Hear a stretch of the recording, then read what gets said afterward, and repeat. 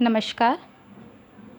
मैं डॉक्टर चारुल गुप्ता, प्रवक्ता राजस्थान शिक्षा महाविद्यालय, BEd first year, EPC second. पूर्व में मैंने आप संगीत के परिचय के बारे में ज्ञात करवाया था।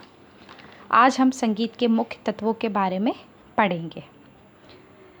संगीत से संबंधित विविध तत्व होते हैं जिनका हम विस्तृत वर्णन करते हैं।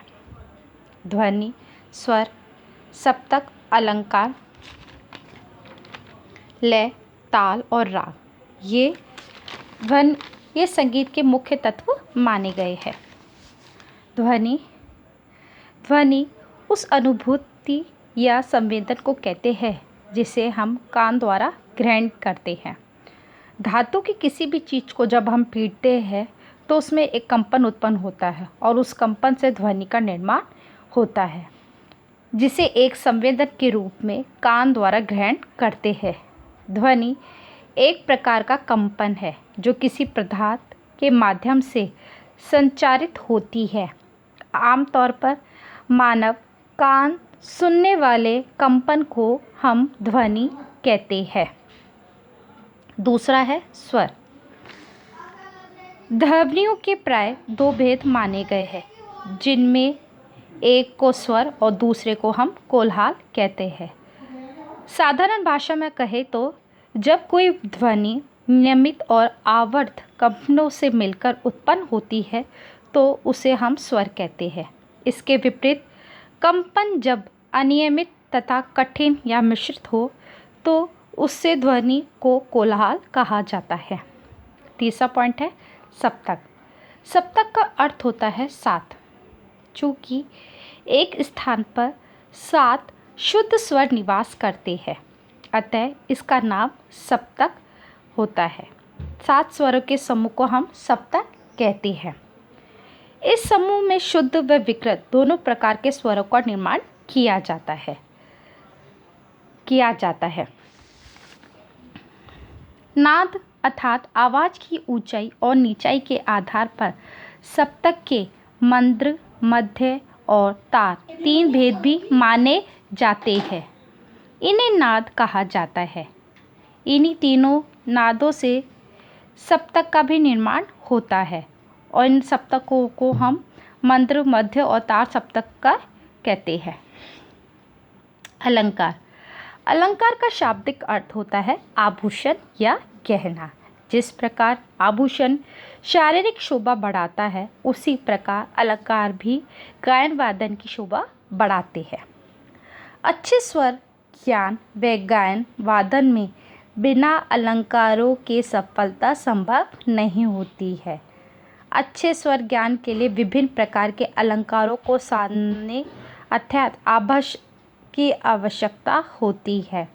इसमें राग विस्तार व राग की सजावट में सहायता मिलती है। संगीत के प्रारंभिक ज्ञान हेतु विद्यार्थियों को सर्वप्रथम हम अलंकारों का अभ्यास कराते हैं। संगीत की शिक्षा देने से पूर्व हम पहले उन्हें अलंकार गाए जाते हैं, अलंकारों का अभ्यास कराया जाता है।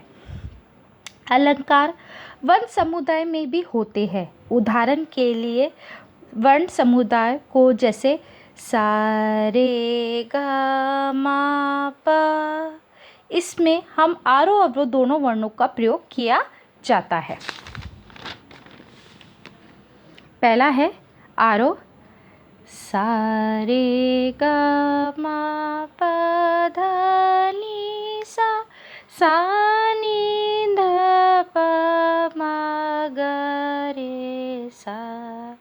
दूसरा है आरोह, सा रे गा मा पा धा नी सा नी धा पा मा गा रे सा।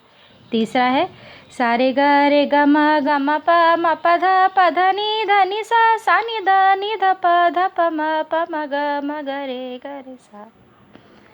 इस तरह से विभिन्न प्रकार के स्वर युग्मों की सहायता से नवीन अलंकारों की रचना की जा सकती है। आगे है लय। संगीत की एक समान गति को हम लय कहते हैं। विद्वानों के अनुसार दो क्रियाओं के बीच में रहने वाला एक समान अवकाश लय का निर्माण करता है।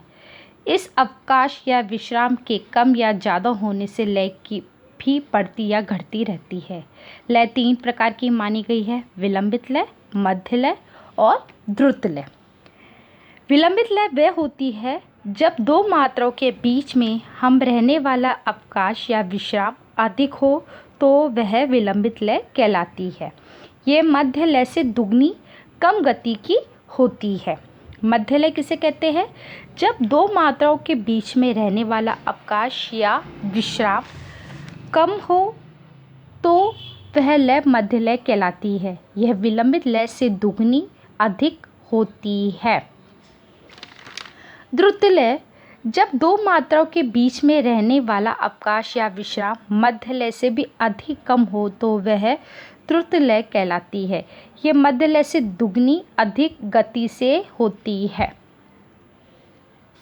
अब है ताल।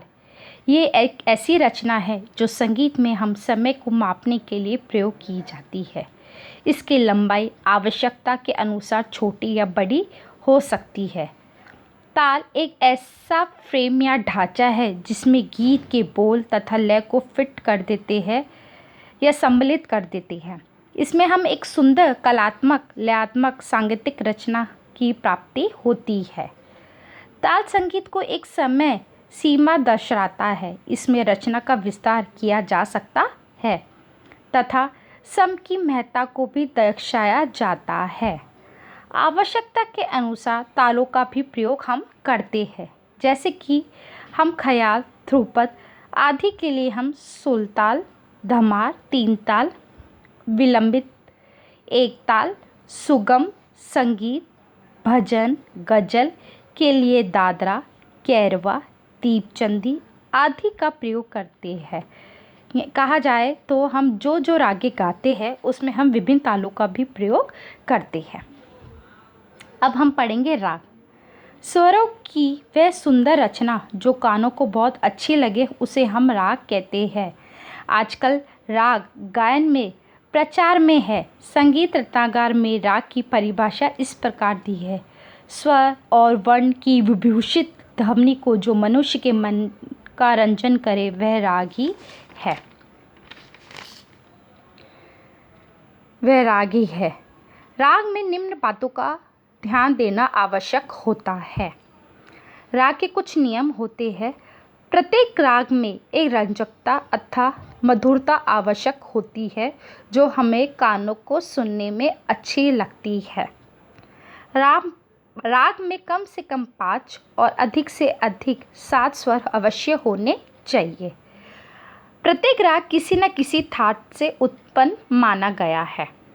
किसी भी राग में षड्ज अर्थात सा कभी भी वर्जित नहीं माना जाता, क्योंकि ये सप्तक का आधार स्वर माना गया है।